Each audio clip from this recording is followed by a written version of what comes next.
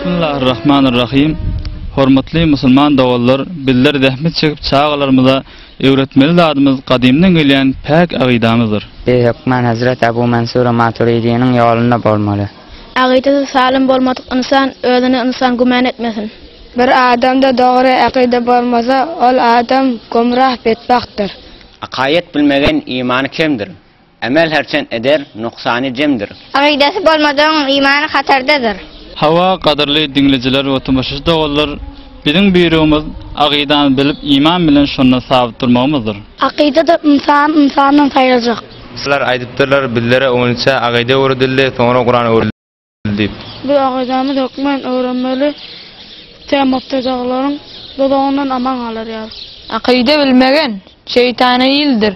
Eger 1000 ýyl emel diýip kılsa ýeldir. Aqida rasyh bizi nejat berjekdi.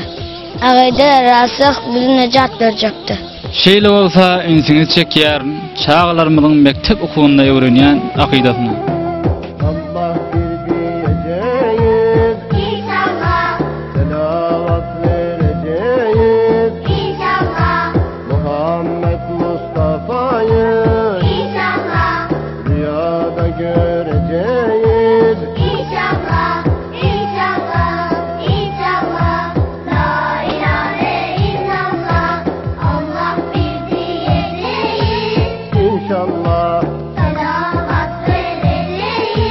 İnşallah Muhammed Mustafa'yı İnşallah rüyada göreceğiz. İnşallah, inşallah, inşallah la ilahe illallah. Bismillahirrahmanirrahim. Musulman mısın? Elhamdülillah musulman men. Musulman deyip kime diyerler? Musulman deyip Allah Teala'dan Cibrail aleyhissalatu vesselam'ın aralga düşüp Muhammed aleyhissalatu vesselam'a getiren dinine inanıp boyun alan adama diyerler. Şol dinin esilleri neçidir? Üçtür. Awwalqisi imandır, ikincisi İslam'dır, üçüncüsü ihsandır. İman deyip neme diyerler? İman deyip altı zatını bilip dil bilen ikrar edip yürek bilen inanmaga diyerler. Ol altı zat nemelerdir? Awwalqisi Allah Teala'dır, ikincisi feriştelerdir, üçüncüsü kitaplardır, dördüncüsü peygamberlerdir, beşincisi kıyamettir, altıncısı kadardır. Allah Teala deyip neme diyerler? Allah Teala deyip cemi' mahlugatlarını yaradan özünün vücudu vacip olan bir halık bardır, şonu diyerler. Şol Allah Teala'nın neçe vacip sıfatları bardır? 13 vacip sıfatları bardır. 5'si selbidir, 8'si subutidir. Selbi sıfatları bulardır. Awwalqisi Allah Teala kadimdir, yani özünün vücudu için awwali yoktur. İkincisi Allah Teala baqidir, yani özünün vücudu için ahiri yoktur. Üçüncüsü Allah Teala hiç närsege menziyen değildir. Dördüncüsü Allah Teala hiç närsege muhtaç değildir.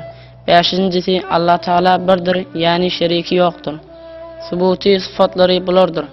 Awwalqisi Allah Teala her närsege qadirdir. İkincisi yaxşı bolsun, yaman bolsun, hemme zatlaryny Allah Teala irade etgüjidir, emma yamanga razy däl. Üçüncüsü Allah Teala hemme zatlaryny bilgüjidir. Dördüncüsü Allah Teala diridir. Beşincisi Allah Teala hemme zatlaryny eşitgüjidir. Altıncısı Allah Teala görgüjidir. Yedincisi Allah Teala keplegüjidir. Sekizincisi Allah Teala hemme zatlaryny yokdan bar etgüjidir. Allah Teala'nı bu dünyada görüp bolmaz, mümin adamlar cennetke baranna Allah Teala'nı görmekligi haktır. Allah Teala'nın caiz sıfatları neçidir? Birdir. Allah Teala her bir işi hasa eder, halamasa etmez. Allah Teala'nın mustahil, bolmaly däl sıfatları neçidir? 13'tür. Şol vacip sıfatların tersleridir. Allah Teala'nın cemi adları ve sıfatları kadimdir. Allah Teala'nın şol sıfatları bardığını nämeden bilýärsiň? Ayny günni doğurup batırıp bir damja suwdan adamları yaradyp, sönk edip, et edip, damar edip, siňir edip, gyl edip, jan berip, sözledip, gezdiripdir, şişlegen işlerini edipdir, şondan bilýär. ol birdamjasy özü döräpdir diýende bolmaýarmy? Ýok, bolmaz. Eger ol birdamjasy özü döremekligi başarýan bolsa, ulalanda ölmezlik hem başarardy. Ulalanda ölmezlik başarmaýar, ölýär. Özüniň döremendigini, Allah Taalanyň döredendigini şondan bilýär. Ferişteler diýeni nämelerdir? Ferişteler diýeni Allah Taalanyň nurundan yaradan silagly bendeleridir. Mudam Allah Taalanyň hytmatyna bolarlar. Hiç Allah Taalanyň buyrugynyň çykmazlar, iýmezler, içmezler, ärlik, hatulyk olarda bolmaz. Kitaplar diýeni nämelerdir? Kitaplar diýeni Allah Taalanyň din ýoluny bildirmek üçin peýgamberlerge indirgen sözleridir. Mesle Tawrat, Injil, Zebur, Qur'an bulardan başga hem köp kitap indiripdir. Hemmesi özüniň awwalky sözleridir, ýani mahluk däldir, hemmesi hakdyr.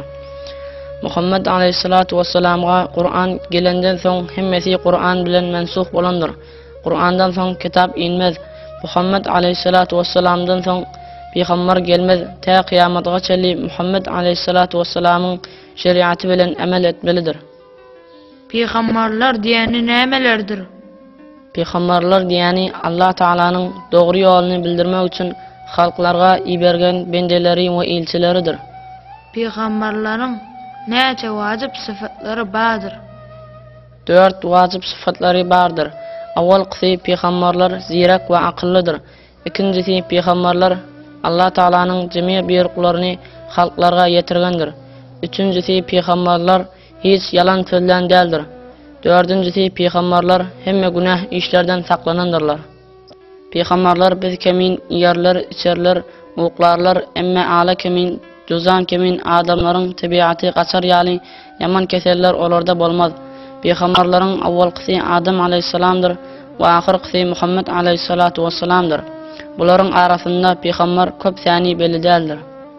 Kıyamet diýeni nämedir? Kıyamet diýeni şu mahlugatlaryň hemmesi öljekdir. O ýene kıyamet güni hemmesi diriljekdir. Mizan tarazu bilen olaryň günahlaryny, sawablaryny çekjekdir. Kafirlaryň hemmesini, musulmanlaryň günahlilerini Allah Taala öz adil bilen cehennemge iýerjekdir. Günahly musulmanlar azabyny çekip o ýene gutuljakdyr. Emma kafirlaryň hemmesi mudam ol cehennemde galjakdyr. Musulmanlaryň ýagşylaryny Allah Taala öz fazly bilen jennetge iýerjekdir. Cennet we cehennem barlygy hakdyr. Sırat köprüniň barlygy hakdyr. Hawz-ı Kawsar barlygy hakdyr. Peýgamberleriň we awliyalaryň şefaati hakdyr. Kabrda azap boljagy munkar nekiriň sual sorajagy hakdyr. Sual hemşidir. Seniň Rabbin kimdir? Meniň Rabbim Allahdyr. Seniň diniň nämedir? Meniň dinim İslamdyr. Seniň peýgamberiň kimdir? Meniň peýgamberim Muhammed aleyhissalatu vesselamdyr. Ýagşy bolsaň kabrda nämet rahat boljagy hakdyr. Yaman bolsaň kabrda azap boljagy hakdyr. Kadar diýen nämedir? Kadar diýeni şu mahlugatlaryň arasynda bir iş bolsa, ol ha ýagşy bolsun, ha yaman bolsun, uly bolsun, kiçi bolsun, Allah Taalanyň takdiri bilendir. Hatta ferişteler, şeytanlar, insanlar bir adamga ýagşylyk ýa ýamanlyk etjek bolup birleşseler hem Allah Taala kadar etmese edip bilmezler. Her işi ihtiýar etmek bendäniň işidir. Ol işi yaratmak Allah Taalanyň işidir. İslam diýip näme diýerler?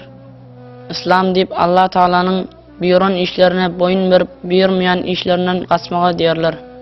İslamyň rukunlary näçedir? 5'tir.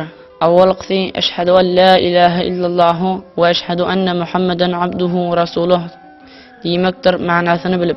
Manasy budur. Aşkar bilermen ibadet eder ýaly zat ýokdur bir Allah Taala'dan gaýry we ýene aşkar bilermen Muhammed aleyhissalatu vesselam Allah Taalanyň bendesi we elçisidir.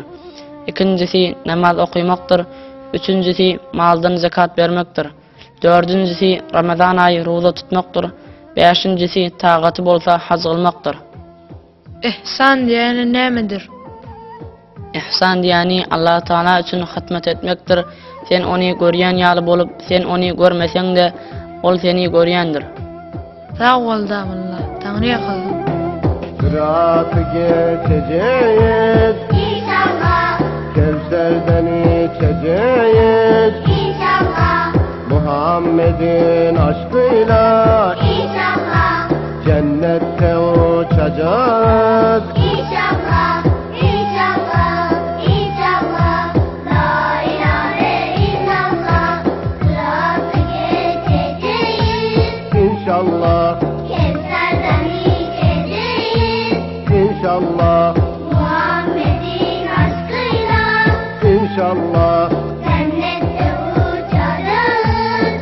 inşallah, inşallah, inşallah.